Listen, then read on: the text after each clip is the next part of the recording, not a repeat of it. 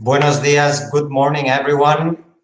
Thank you very much for joining in this exciting initiative that we are launching today with the support of Banco Santander, a program that is led by CIDOB, the Future Leaders Forum, with the aim to recognize the young but powerful voices that are emerging in today's crucial aspects of international relations. Today we will be devoting our discussion to global technopolitics, technology, the next global order, and the role of the EU.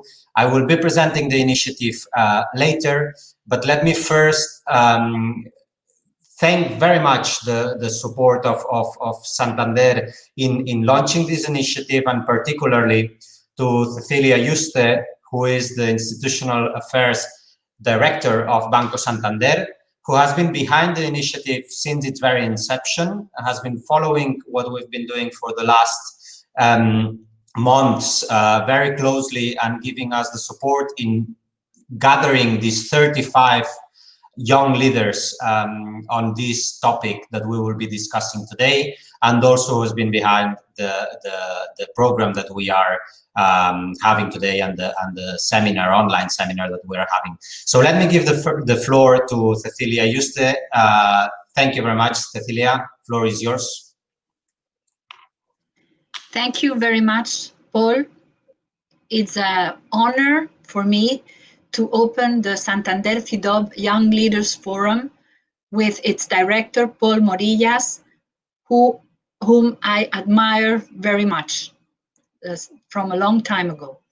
This forum has been the perfect pretext for us, for Santander, to break ground with CIDOB, one of the think tanks that innovate the most in global policy research, analyzing how major decisions affect citizens' daily lives. One of Banco Santander's top priorities is making higher education an engine for progress in society through scholarships, as well as entrepreneurships and employment programs.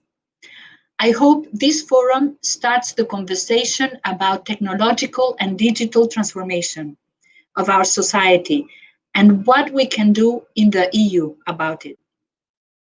I think we face challenges we must address for the future.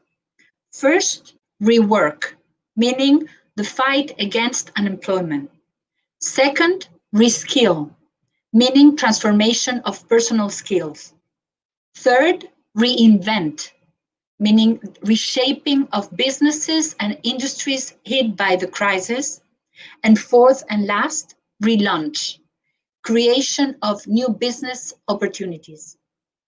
Thank you very much, Paul, and for inviting me to this opening ceremony, and I will follow it very closely this morning. Thank you to all. Thank you, Cecilia. Muchas gracias. Un placer realmente la colaboración. We're very happy to launch this initiative, and let me explain you very briefly why I think it's a timely and crucial initiative.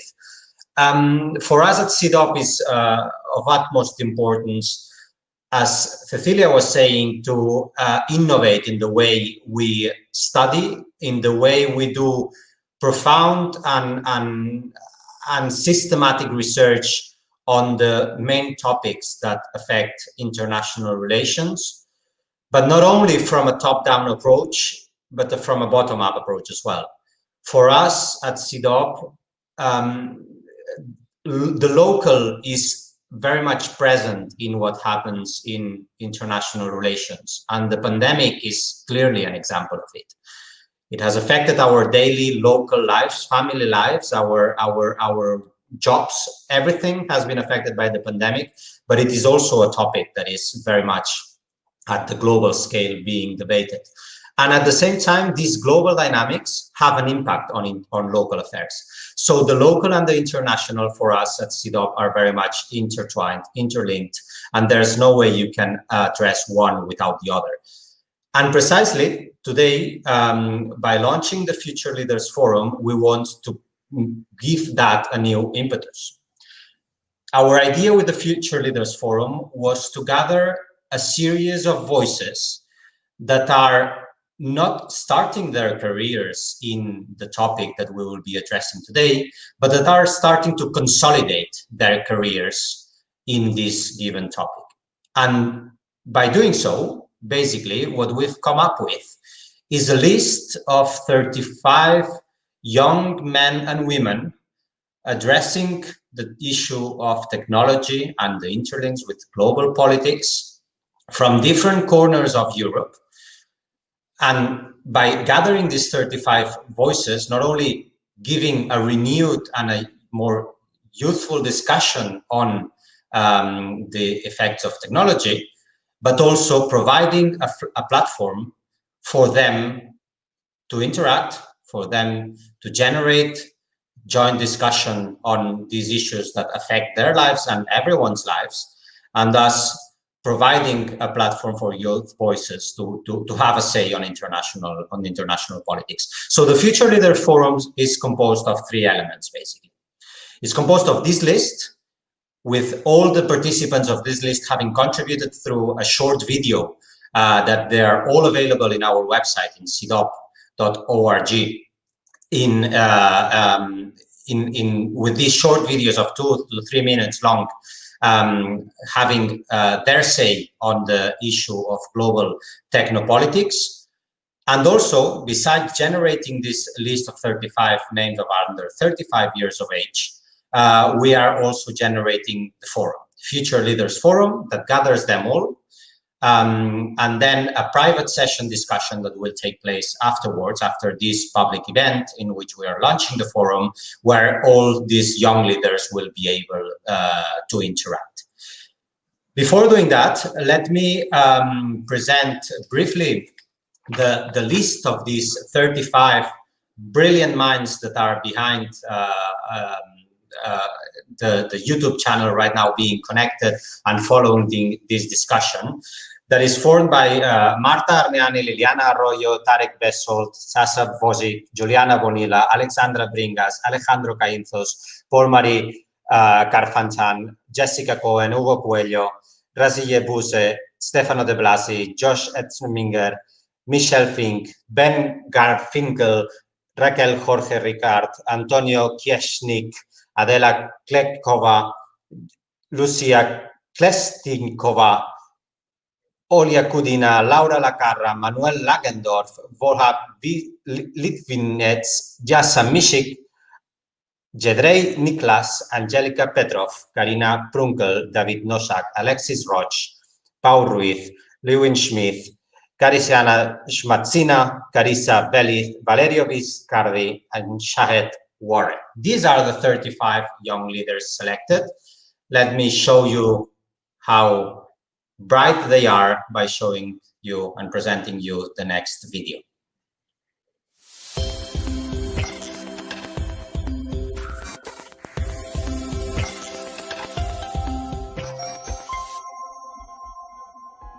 We can make really tangible difference by supporting sustainable technological development in economically weaker regions. And this has to happen without the expectation of an immediate return on investment. The nature of the EU itself and its role in norm entrepreneurship and diffusion makes it specially well suited to partner with cornerstones of the multilateral system. Europe is the only global player that can bend technology innovation towards the collective interest.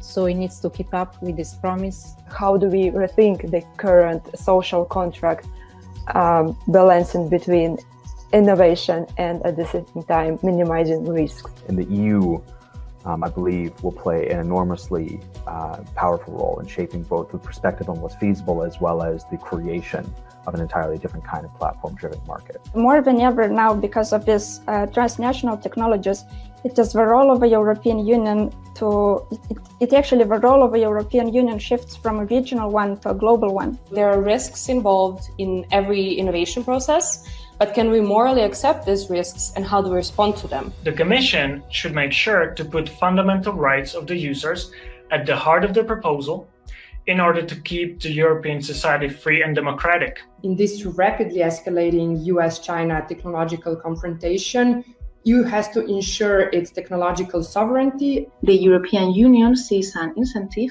to develop its own strategic autonomy through the lens of digital sovereignty. The more anxious states feel about their relative status, the more likely they are to sacrifice certain values like privacy and safety and openness for the sake of competitive advantage. If, however, the EU gets its act together and acts as a promoter of common good in the global order, it can use its soft power to promote the development of technologies compatible with human rights. Artificial intelligence has to deal with its own risk and challenges as its transparency, its accountability, and its fairness. In conclusion, no technology is inherently good or bad. The use we make of it will ultimately mark whether they will have a positive or negative impact on our society. How to prevent this post-apocalyptic world of disinformation from becoming a reality? For me, through political solutions combined with personal responsibility. 3 important principles: a level playing field so that everyone competes on the same terms, a secure cyberspace, and ensuring the respect of fundamental rights. If the European Union wants to remain coherent to its standard of human rights and to become an example internationally of human rights defender, then there is still some work to be done. We've seen time and time again how facial recognition software poorly identifies women and people of color, so diverse perspectives are equally needed in AI research. AI systems can interfere with human autonomy in various ways. And for one, they can undermine human decision-making through large-scale manipulation and deception. We need to end the data economy. As long as we allow personal data to be bought and sold, we will have the wrong incentives in place. The most obvious argument in favor of cooperation is geopolitical. Only together are European states big and strong enough to have an influence on the global developments of AI. It's not a question of legislation that turns technology into a force for good or otherwise.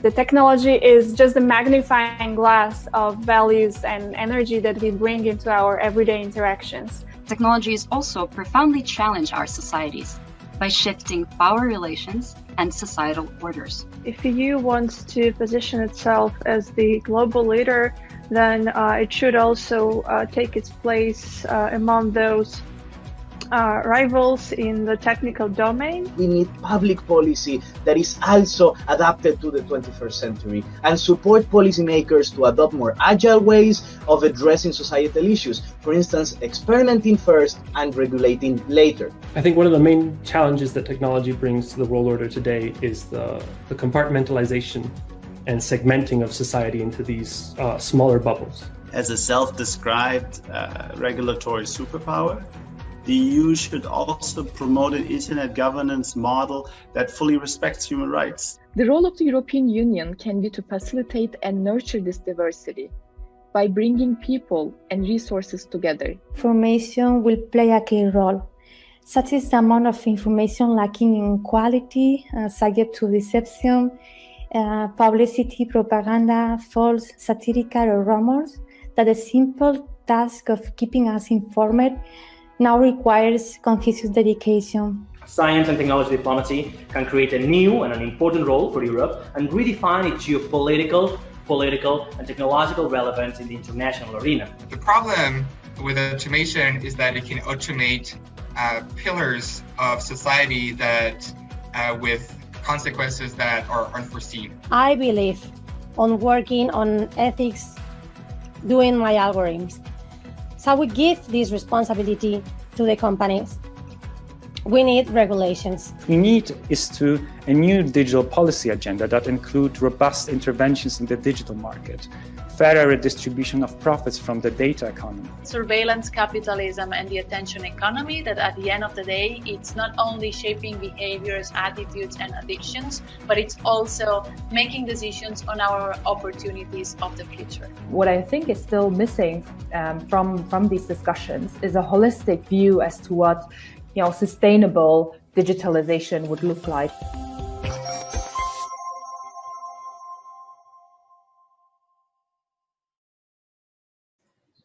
So a very warm congratulations to all of you, for having been selected for this 35 under 35 list, with the many issues that you've already raised that are at stake when discussing the role of technology in global politics, in the global order, and particularly the role of the European Union therein. There are plenty of things to be discussed, plenty of things to be analyzed by these young voices. Let me extend also these congratulatory remarks that have been sent to us from Carme Artigas, who is the Secretary of State for Digitalization and Artificial Intelligence of the Spanish government.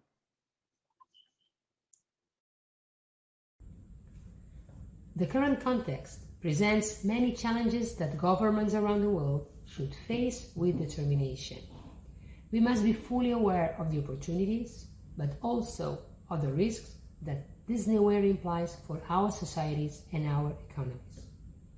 Undoubtedly, one of these challenges is the digital transformation. It is a global phenomenon that requires all the attention for governments, because a successful transition to a digital economy will be mandatory to face the challenges of tomorrow. The competition of the world's major powers to take the lead in this race for world leadership in new technologies is setting the geopolitical agenda today. The development and commercialization of disruptive technologies with broad transformative potential has become a key aspect of new global order. Accelerating the transition towards a digital economy is a priority for the government of Spain and a key success factor to relaunch our economy after the pandemic crisis.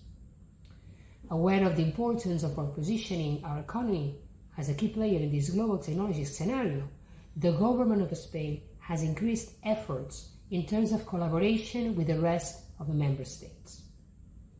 A cooperation that is vital for the future of Spain, but also of the European Union. Our common goal must be to develop the capabilities for a true European digital sovereignty. This means that in the coming years, the European Union must become an international actor when competing with the countries of the magnitude of the United States or China on equal terms.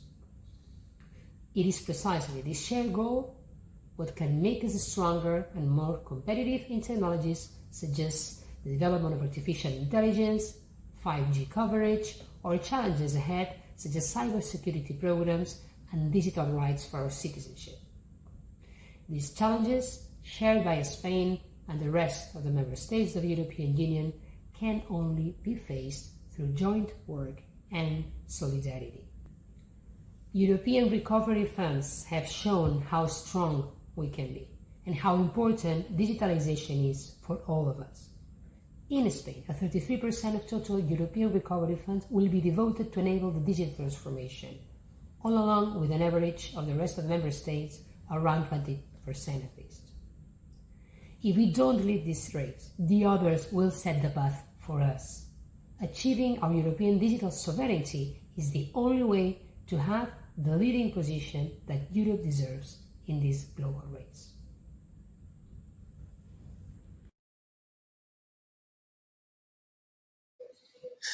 So thank you very much also on behalf of the Secretary of State.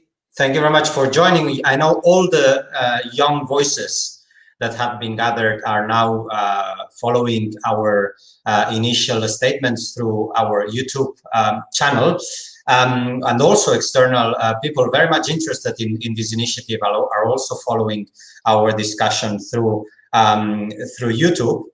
But let me now go a bit deeper into what the topic of our discussion is today, and that is the role of technology in global politics, in shaping the global order, also in how can the EU interact with this global order and be a force for development of a sustainable and digital agenda in shaping international relations. And this is something that we have asked Cristina Colom, who's the director of the Digital Future Society, to address and to reflect on these main key components of different topics that have been brought to the fore by the young leaders in their videotaped interventions, but that are also behind what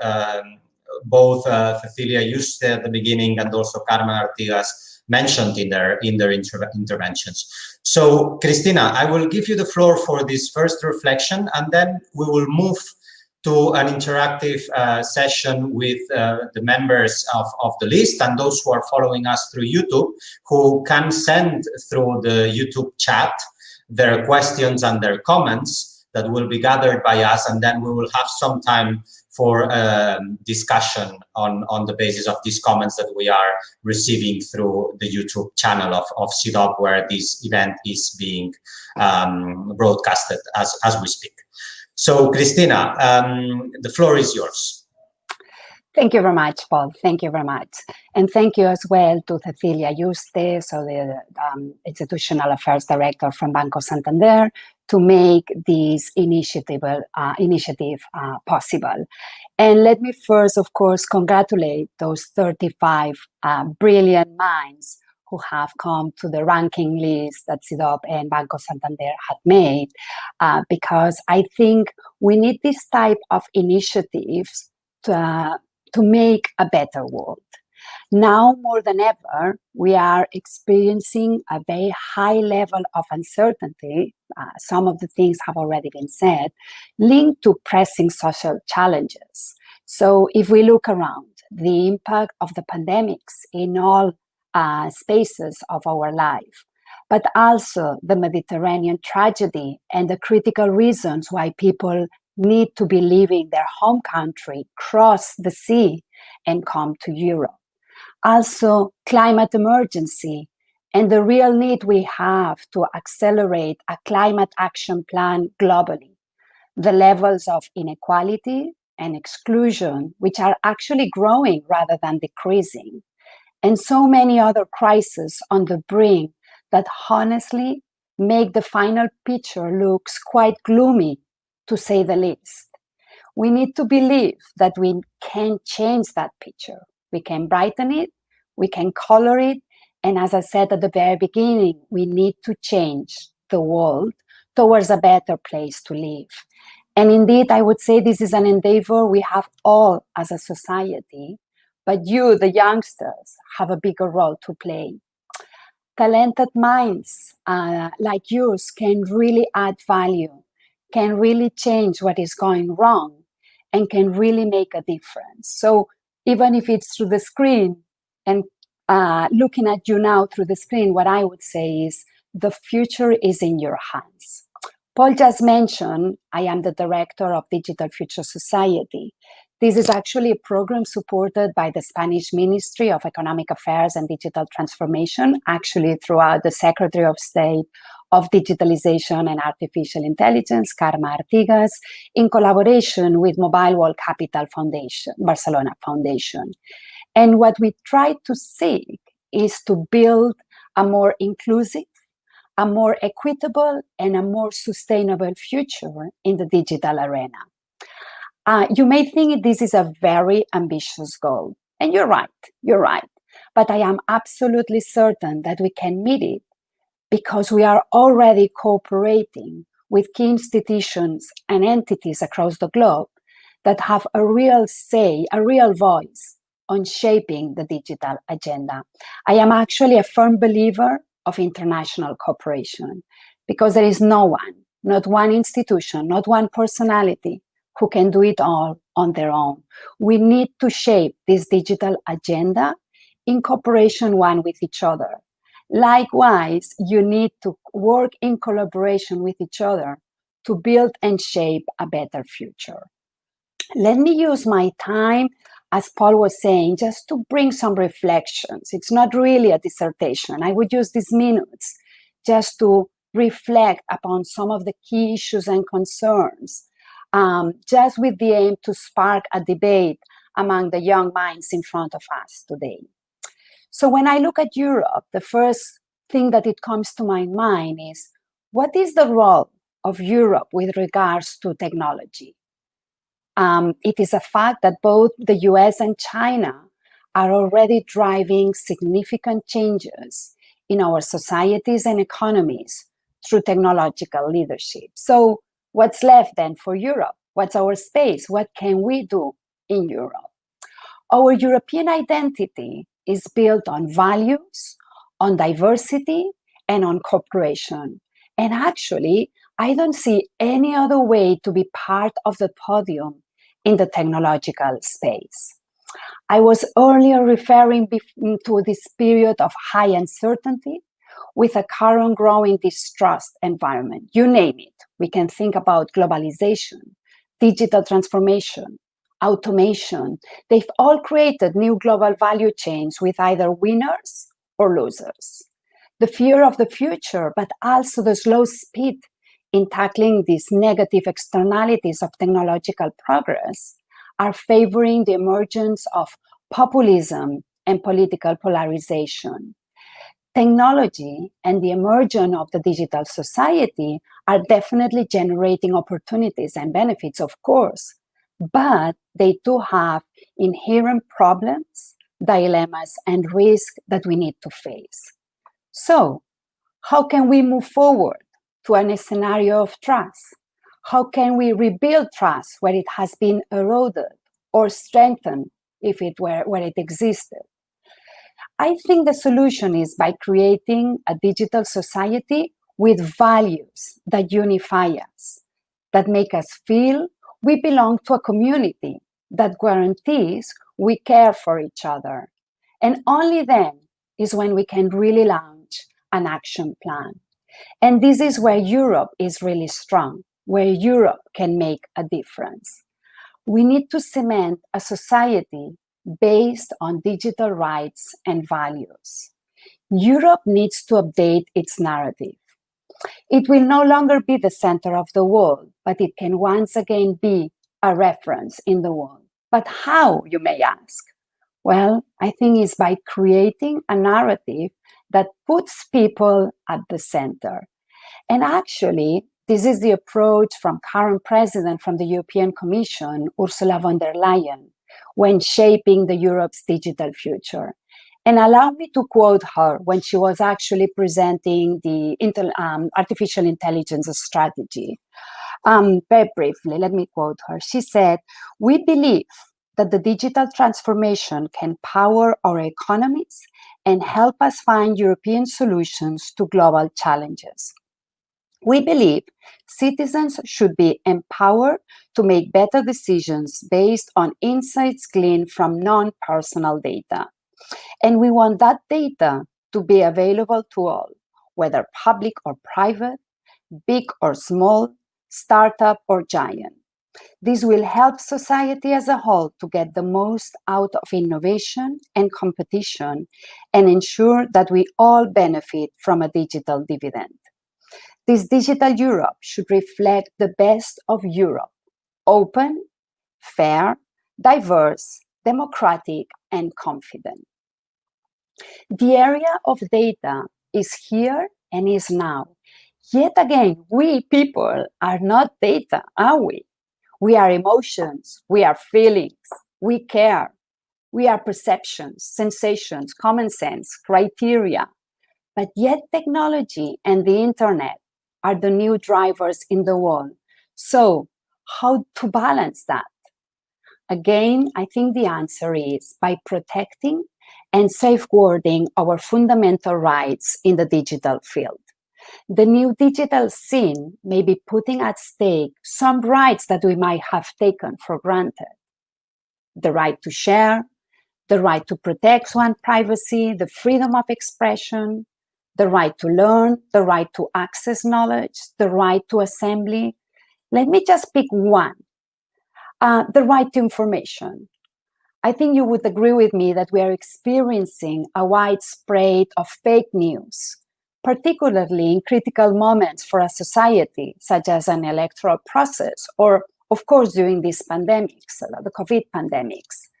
Disinformation has put at risk not only our right to accurate information, but also some of our democratic pillars, because it has endangered our ability to engage in issues that should be of public interest. I'm thinking about climate change or gender equality. So yes, we are entering into a new era where we need to ensure that our rights are safeguarded and protected. Not only our rights, also our privacy and our protections should be the same ones online as the ones that they are off it. So, does this resonate with you? Do you feel there is an urgent need to face the social, the ethical, the legal, the economical challenges of the implementation of this emerging technology, of this innovation in all the spheres of our life? I am actually convinced we are facing a digital emergency, a crucial moment where challenges and dilemmas linked to this digital disruption may overcome the benefits and opportunities unless we act promptly, unless we cooperate together. I was thinking about the list of challenges, and I'm sure that you can have a very, very, very long list. Just let me mention a few, just again to spark the debate. Artificial intelligence with algorithms influencing decisions, and in particular, facial recognition, which has set the scene for race discrimination, or the digital divide between those on and offline, which are threatening to become the new face of inequality, reinforcing social and economic disadvantages, or the lack of trust on data privacy, or the lack of digital abilities to face the current labor market. If we don't address the current digital emergency, the consequences can be devastating in order to achieve inclusion, gender empowerment, and sustainable development.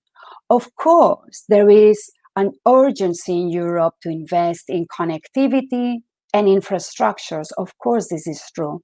But on top of that, we need to work together on enhancing media literacy, on increasing digital competences for our citizens, on guaranteeing access to all to public services or banking services, and for our children and students to exercise their fundamental right to study and learn, leaving no one behind. And this is the role Europe needs to play. There is an opportunity for Europe to develop its leadership as a benchmark for a more humanized vision of technology. And within the European space, Barcelona is at the forefront.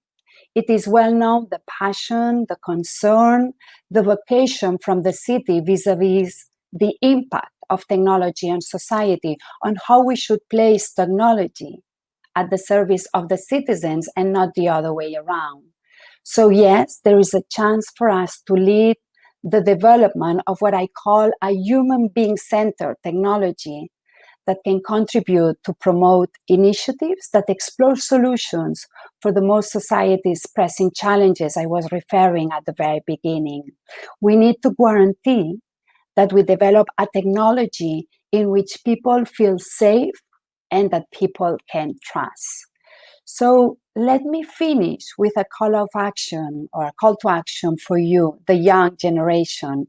I think it is now your turn to ensure that we build this more inclusive and fairer society, that technology is a leverage for progress rather than a tool to increase disparities and the digital gaps. You, the leaders of the future, will need to be aware of and find ways of coping with these new and often complex environments where there is this mistrust, there is this disinformation, and there are severe digital gaps. I am certain you will develop a more creative leadership with more empathy for different cultures. And you know, there is no button, a copy-paste button from what it has been done in the past.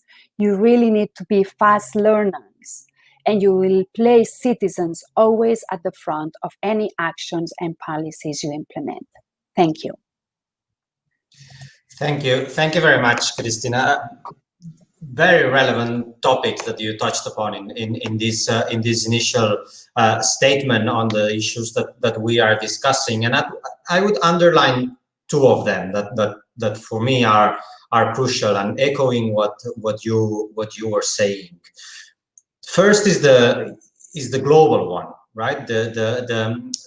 What brings us together today on global technopolitics, and here, of course, we are heading towards a future that is never white or black, but that it's starting to generate some models for development on the interface between technology and global politics. One of them is necessarily the American one, right? And the role of companies, of big companies in technology, and the effect that they have on politics, on daily discussions, and their interaction with the real world that goes far beyond what we would see as individuals, and that really certainly affects governance structures, fiscality, many topics that are touched upon by the influence of these big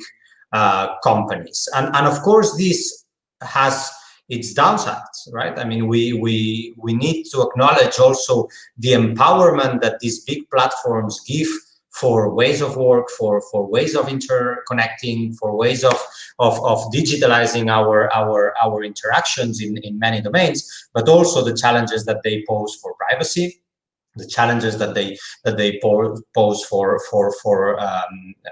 just fiscal structures, the challenges that they pose for many of the concerns that we as citizens, as societies, as democratic societies have. And one of them, of course, being also the role in election interference or in disinformation that global platforms also have, global digital platforms. So this is one aspect, but the other one, and which is also quite worrisome, is the Chinese way of looking at the digital and the interaction between technologies and surveillance.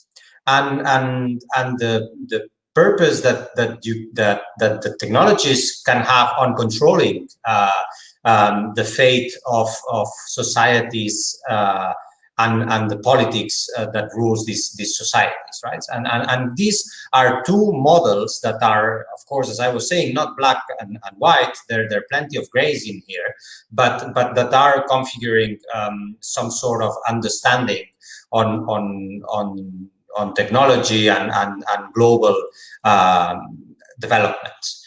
And then the big question mark is, as you were rightly pointing out, the role of the European Union in bringing a more human perspective into the role of technology, in bringing a more rules-based perspective on the development, on the influence that these companies have and their interaction with politics and with policies and public policies in particular at all levels, not only the European one, but the national, the local, the regional, all of them. So here the EU really has some thinking to be done, and it's currently being done, of course, as being part of the main building blocks of this commission, now in place in the digital agenda, being one of the building blocks of the program of this commission, but also of the recovery fund, and digitalization being playing a very prominent role in this recovery fund. I very much liked one of our young voices that made a twist in the discussion by saying we need to focus on the global picture of all of this. I mean, we are not paying enough attention on the transformative effects that digitalization and technology is having on all aspects of our life, on all aspects of our lives as human beings, right? And focusing on this global picture brings the humanism perspective into the role of technology. I think this is something that, because it is big, because it is long-term thinking, because it is very complex thinking, tends to be put aside, because the challenges, the short-term challenges, are so pressing that we never have time to discuss this more broader and global picture of the impact of technology. And I think that this is the second point that I would like to highlight from your intervention, which is, on the one hand, certainly the opportunities that digital technologies are offering us in the way we work, in the way we interact. We've seen that very clearly with the confinement in Spain, but all across Europe and in many places, whereby many of our jobs, daily activities have turned online. This is a very good example of what I'm saying, the forum we're having now. And of course, the possibility to work from home and the possibility to make the best of our time with reducing the commuting, reducing the impact on the climate of these different forms of commuting. There are many opportunities that come with the digitalization of work and the digitalization of our lives. That is certainly the case. But let's not forget that there's a B side to that. And this B side has to be brought forward right from the beginning. There is an increasing possibility of a widening digital gap between those who can access this way of working, this way of interacting, those who can benefit from all these possibilities that are emerging, and those who, by the nature of their jobs, by the nature of their activities, or by the nature of the number of tablets and the number of laptops that they might have at home, perhaps only one for a family of 5, can also increase this digital gap.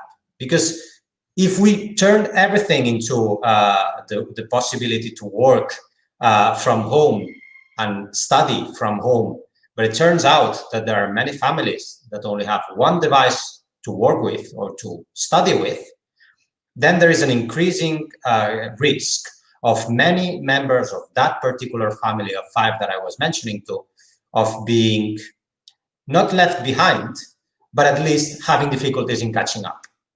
Because precisely it is this capacity of accessing the tools of work, the tools of study, the tools of interaction that is not in the hands of everyone. And this should not be forgotten, because otherwise we are really reproducing inequality schemes. We are reproducing political disaffection schemes that have been produced by other technologies before. So here, the digital aspect wouldn't make a difference in that regard. So we need really to be aware of both sides when discussing the role of technology, not only in the global sphere, in the role of the EU, but also in the daily lives of citizens and all people affected by these developments. And this is probably what I think makes sense when we discuss this global picture that was mentioned in one of those short videos. This global picture needs to be in the back of our mind when we are discussing this, because there is the risk that we become surprised, enlightened, and mesmerized by these rapid changes that are taking place. But let's not forget also what problems might come up with this change, and most importantly, let's think about the policies that can address these problems and and this is the only way that it will certainly be an opportunity for change that we are, many of us, witnessing.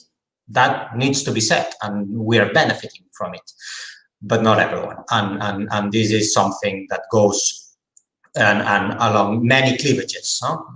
We've seen that in the rural-urban discussion. We've seen that in the gender discussion. We've seen that in the levels of education cleavage. We've seen that in the socio-economic cleavage as well. So there are many, many cleavages that are certainly touched by this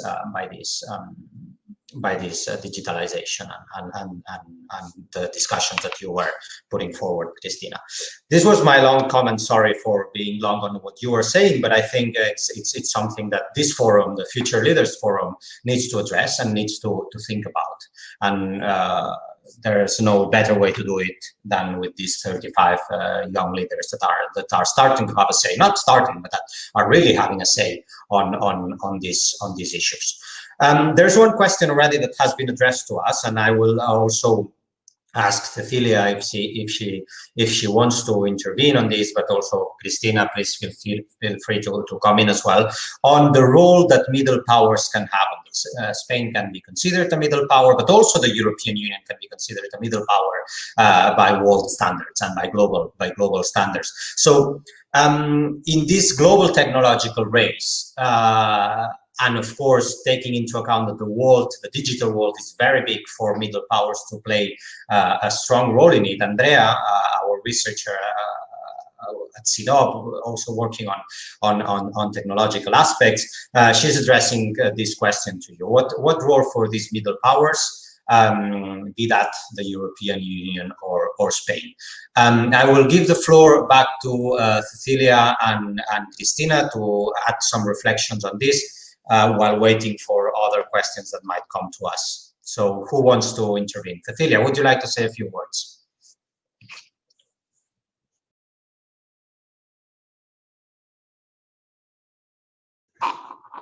Cecilia, Mike, we can't hear you. We can't hear you. Oh. I'm sorry. I was saying that I was very impressed by Cristina's speech, in which she highlighted very openly some subjects that I think are of most importance, and those being everything that has to be with values. And not only in middle powers in Europe, in Spain, but globally. I think the most important risk we face now is to go ahead technologically, digitally, and in this revolution we are living those days. That there is accelerating transformations without taking care of those important soft powers, and I mean values. I would like to congratulate Cristina, because I really found my way of thinking very much identified with her speech. And well, let me just conclude. For a bank, as we are in Banco de Santander, this way of thinking is absolutely mandatory. Now we created a new whole division called responsible banking, and we arrived to the conclusion that an enterprise, a huge corporate enterprise as Banco Santander is all over the world, has to do things, but do them well. And we have a whole new division that's taking care of doing things well. And this is what I was telling you about responsible banking. And I think this is a little bit the way we have to follow. Thank you very much, Cecilia. Muchas gracias. I'm very happy to say that the young voices are already in through YouTube. They are starting to say that a stable group of reflection on these issues has to be formed. So either through LinkedIn group or many other ways that we can make sure that this discussion takes place, not only today but also in the future. So we'll certainly from CIDOB emphasize the need for continued interaction between these 35 voices. Before we move into the discussion among these voices that will be held privately in a separate channel, so all of you will have the possibility to interact between each other, and this will follow this the public session that we are now broadcasting and making having through YouTube. I would like to ask Cristina to come back to some of the issues that were mentioned by Cecilia as well, and also the question that was addressed on the global technological race and the role of middle powers, and also to say some last words before we close this public session. Sure. Thank you, Paul, and thank you, Cecilia, for your kind words. I would say that the most relevant element is to think how technology can bring prosperity to society. And probably if I would have placed this question a year ago, the answer would have been, you know, let's use these technologies, all of them. Let's try to benefit from them because, you know, society is progressing. But what has happened in between, and definitely it's not only the pandemics, but probably it has been one of the key issues that all of us as a society are facing at the same moment in different paces.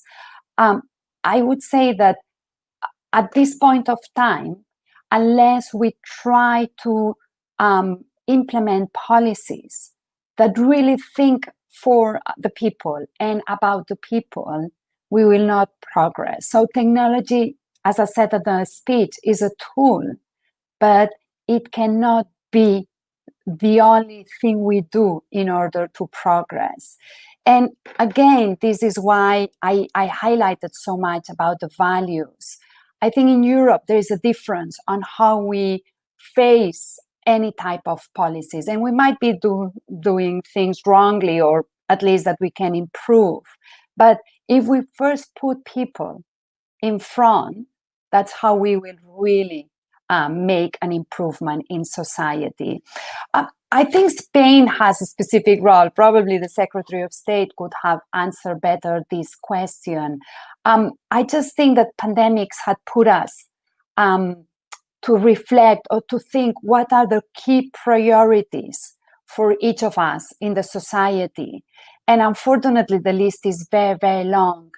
So we need to prioritize. But what we cannot afford is to widen, for instance, the digital gaps. And it's not the digital gap only. So definitely, and as Paul was mentioning it before, during these pandemics, we have all realized that not everyone had access to internet. And definitely we need to go towards that direction.